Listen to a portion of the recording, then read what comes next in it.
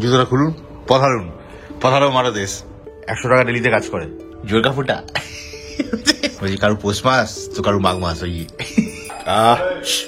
এখন menu announce করা হয়নি, আগেই লাভালাভি করছে। বাইরে লাইনে ইন্টারন্যাশনাল কোম্পানি যদি এখানে এসে খোলে 2-4 মাস পরে সে একদম এখানকার বাঙালিদের মতো অবস্থা হয়ে যায়।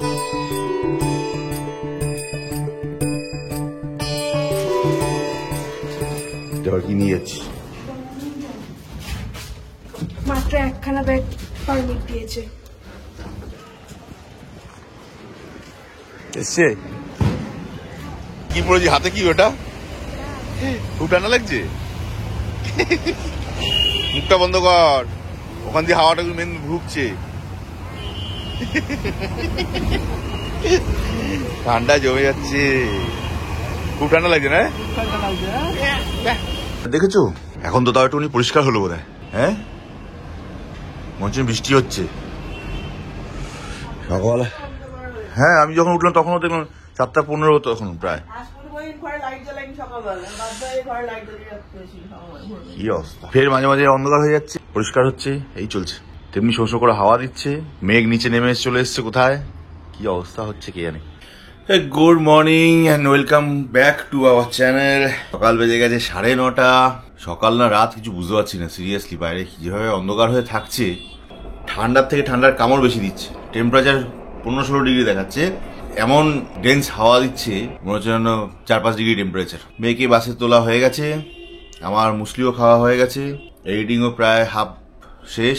রিমা বোধহয় এখন বেরোচ্ছে, যাবে ফুলমালা আনতে। আজকে বৃহস্পতিবার, 11:15 বাজে। ডিশওয়াশারটা যে কবে নিয়ে গেছে, সেই 10 তারিখে নিয়ে গেছে। 15 দিন টাইম চেয়েছে, 18 তারিখ আজকে, 8 দিন অলরেডি গন। এখনো বলছে পার্টস আসেনি। রিমা ফোন করেছিল এক্ষুনি, পার্টসই আসেনি, কবে আসবে ভগবান জানে, কবে লাগাবে, কবে দিয়ে যাবে কে জানে। তো 15 দিনের জায়গায় মনে হচ্ছে আরো দেরি করাবে। রিডিকুলাস, মানে কলকাতায় কোনো জিনিসই বোধহয় ঠিকঠাক করে সার্ভিস পাওয়া যায় না। ইন্টারন্যাশনাল কোম্পানি যদি এখানে এসে খোলে 2-4 মাস পরে সে একদম এখানকার বাঙালিদের মতো অবস্থা হয়ে যায়। না কাজ করে, না কাজ করতে চায়, না কাজ করে সার্ভিস দেয়। রিডিকুলাস। চলো 12টা বাজে, এখনো স্টিল নাও টেম্পারেচার দেখাচ্ছে 19 ডিগ্রি মাত্র। বাইরে ডেন্স ফগ আর ঠান্ডা হয়ে ওয়েদার হয়ে আছে। দেখো কিছু বোঝা যাচ্ছে, পুরো সাদা ঘন কুয়াশা হয়ে আছে। বৃষ্টি হবে কিনা বোঝা যাচ্ছে না। 2টো বাজে। হ্যাঁ, কেউ বলবে? দাঁড়াও দেখাই বাইরের সিচুয়েশন। দেখো ঘরের ভিতরটা পুরো অন্ধকার থাকছে। ফিটজিতে শুধু দাওয়ারই ছিল, না দিলে তো ভর্তি করাতে পারবে না। তারপর এক্সাম দিয়েছিলাম, বলেছে রেজাল্ট ভালোই হয়েছে। ওই জন্য যাদের রেজাল্ট ভালো হয়েছে তাদেরকে ওই ওদের অ্যাড করার জিনিস আর ট্যাপ করে সাবজেক্টে বই দিয়েছে। জুতোটা খুলুন, পাথারুন, পাথারও মারা দেশ। কি আছে কি মধ্যে দেখি? উদয়া 1 ইয়ার 8-এর। ঠিক আছে, বাস ওই পর্যন্তই। ভর্তি হতে চাইলেই নেই, বলি বাবার একদম পয়সা নেই স্যার। যত টাকা বলে, যদি 500 টাকা মাসে বলে একদম নেই। 100 টাকা ডেলিতে কাজ করে, বলতে পারবি? সন্ধ্যা হয়েছে নাকি?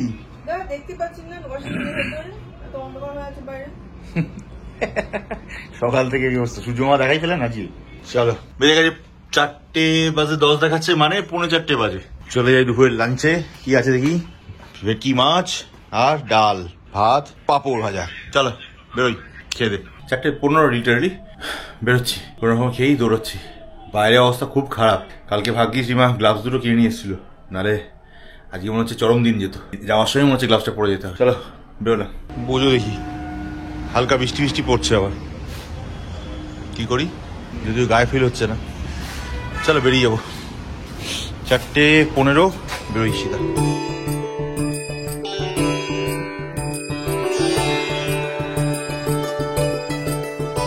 7টা বাজে এসছি, তো 4:30 নাগাদ চলে এসছি। এসে ভিড় ছিল, তার মধ্যে বৃষ্টি বৃষ্টি হব হব করছিল। তখন যে যার কাজকর্ম করিয়ে এই জাস্ট ফাঁকা হয়ে গেল, পুরো ঘর এখন ফাঁকা। আর বৃষ্টিও পড়ছে, পুরো রাস্তা কাদা কাদা হয়ে গেছে, ঘরের ভিতর পুরো কাদা, জল জমে গেছে। রাস্তাঘাট পুরো ফাঁকা, যে কি ব্যাপার কে জানে। বৃষ্টি হব হব করছে বলে ওই জন্য, না ঠান্ডা বেশি আছে বলে কে জানে। রাস্তা পুরো ফাঁকা না ওই দিকটা। আমি যখন আসছি তখন 4টের সময়, 4:30 সময়, ওই দিকটা পুরো পিছন দিকটা পুরো খালি, দুধের মতো ফাঁকা। চলো এখান থেকে কতক্ষণের কাজ শেষ হয় দেখি।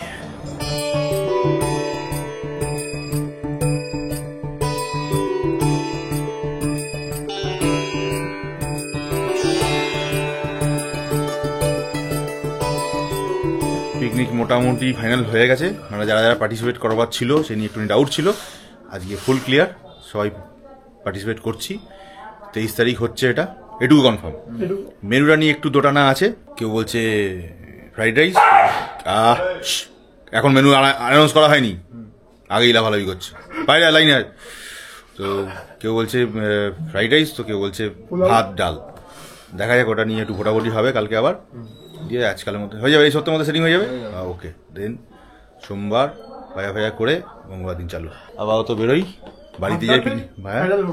না, দুবার তাই করা উচিত আমার মনে হয়, ভাজা ভুজি যা হবে। চলো ঠিক আছে, এখন আপাতত বেরোই। আর যেটা বলবার ছিল বাড়ি গিয়ে বলবো। প্যাকিং হয়ে বেরোচ্ছি, বাজে 9:25।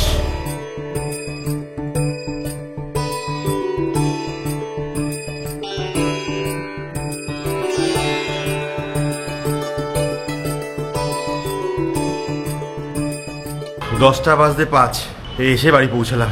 হাতটা ঠান্ডা হয়ে আছে, বাট গ্লাভসটার জন্য অনেকটা বেঁচে গেছে। কালকে অবধি যেন হাতে সার পাচ্ছিলাম না, সেটা হচ্ছে না। ওকে চলো উপরে যাই। বান্নাটা ঠিক হয়েছে? না তাহলে কোনো করেনি। এ মা, তাহলে কি করলে রান্না বান্না? ছোট গ্যাসটাতেই করছি, আর কি করবো। ও দেখি আর্মিটা অ্যাপে দেখি সার্ভিসের লোক, এটা আমার আগে মাথায় আসেনি।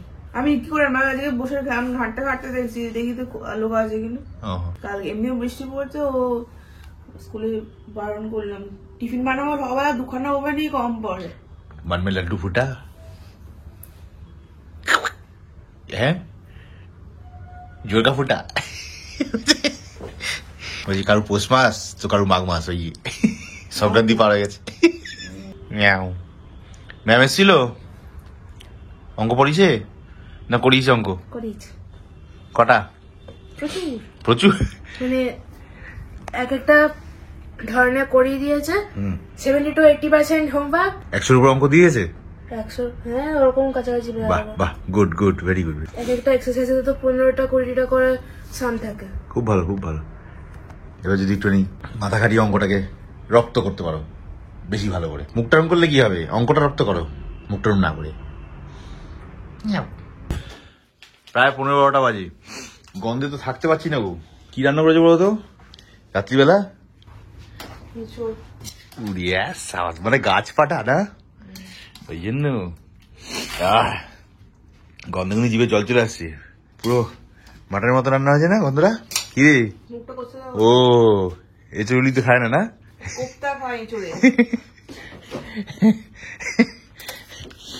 না, দারুণ গন্ধ এসছে কিন্তু, হেভি হয়েছে, হেভি। কড়াইতে রান্না করেছে না, গন্ধেই পুরো এলাকা মমা করছে। আমি তো প্রথমে জিজ্ঞেস করলাম ভুল করে মাটন না চিকেন রান্না করছো। দারুণ হয়েছে, দারুণ। তো তাদের খেতে বসে যাই। 12:20, বাইরের না ওয়েদারটা খালি একবার দেখো, জানি না কতখানি দেখা যাবে। দেখেছো সিনারিও?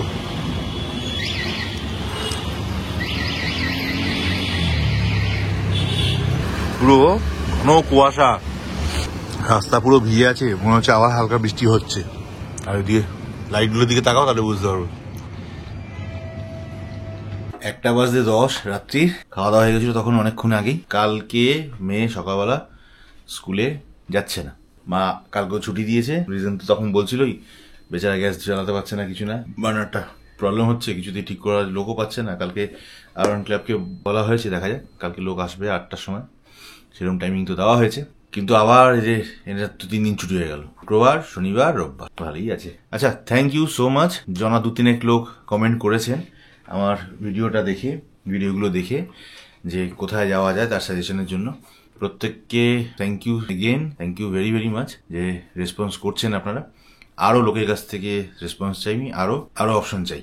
আর এই প্রতিটা অপশনই এখন ঠিক করলাম, যারা যারা লিখেছেন প্রতিটা অপশনই আমি খুব রিসেন্টলি সব কভার করব। তবে 26 জানুয়ারি সেটার জন্য সিলেকশনটা এখনো করে উঠতে পারিনি, সেটা আরও কয়েকটা লিস্টে আমি নাম চাই, আরও লোকের কাছ থেকে কমেন্ট চাই। কমেন্টগুলো করো বস, কমেন্টগুলো করো সবাই মিলে, আমি ওগুলো দেখে বাঁচতে পারবো।